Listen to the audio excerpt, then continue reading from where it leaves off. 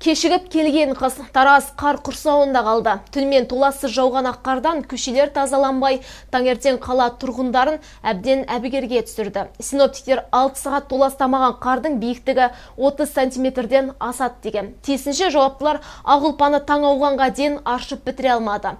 Техникалар қалың қарды күреуге қауқарсыздық танытып жатыр. Ең сорақысы шаһардағы үлкен даңғыл жолдар ғана тазаланып, ал кішкене көшелерде көліктің екі доңғалақтарының ізі ғана байқалады. Тілшіміз Тараздағы түнгі тазалық жұмыстарына куә болып қайтты.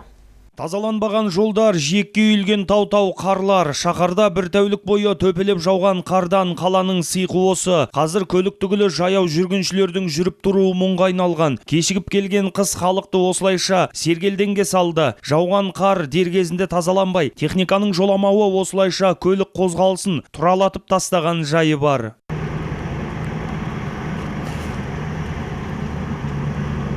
Ал қаланы Жуалы ауданымен байланыстыратын күйік асуы. Мұнда да қатты жауған қардан көліктердің емін-еркін қатынауы қиындаған. Сыптиған жолға бір ғана көлік әрең сияды. Ал қарсы бетке шыққандары қайда қашарын білмей әлек. Бір-біріне қақтықсқандары аздай ойдым жол техникалық қиындықтар тудыруда. Жолда жүйкесі жұқарған жүргізушілер тазалау жұмыстары мардымсыз жүреді деп қапалы.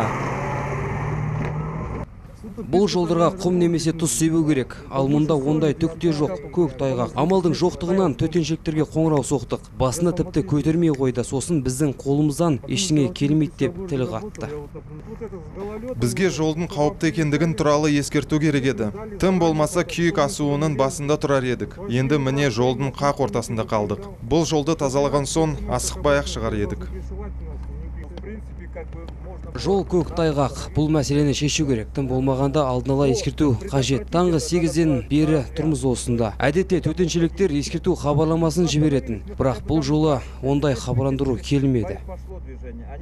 Мұнан бөлек қардан тазартылмаған кіші көшелердің көрінісі көпшіліктің наразылығын тудырып ақ тұр. Жауапты мамандар болса, бәрі бақылауда дегенді алға тартады. Шындығына келгенде сөз бен істің сәйкес келмейтіндігін аңғардық. Қар жауғалы бері қала көшелерін тазартып жүрген небәрі 5 техникаға ғана көз түсті. Бір ізді сүрлеу болған жол жиегіне үйілген қардан көшелер тарылып та қалған. Ал бұндай жағдайға жауапты Жасыл ел Тараз серіктестігі. Жиналған сұрақтарға жауап алмақ болып есігін қақтық. Алайда мекеме басшылары орындарында болмай шықты. Ұялы телефон арқылы байланысқа шыққанымызда мекеменің диспетчері сұхбат береді деп жауапкершіліктен жалтарғандай болды.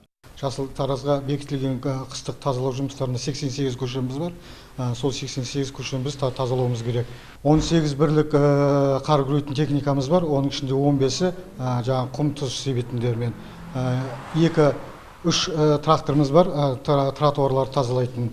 Қалғандар жаңағы құм тұз салатын паулиштеріміз бар, 3 бірлік. Солардың бәрі түнімен жұмыс істеді.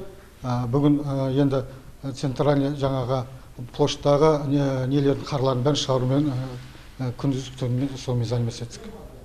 Десек те жауапты мекеме әлі де сол бейғам күйде. Бүгін ағылпа қар тоқтап, күн сынбағанда жағдайдың қалай боларын болжауда қиын еді. Дегенмен табиғаттың тосын мінезі мамандарға ғана сыншы болып тұр. Рахат Күзберген, Ермек Кеншімбек, 7-7 Ньюс.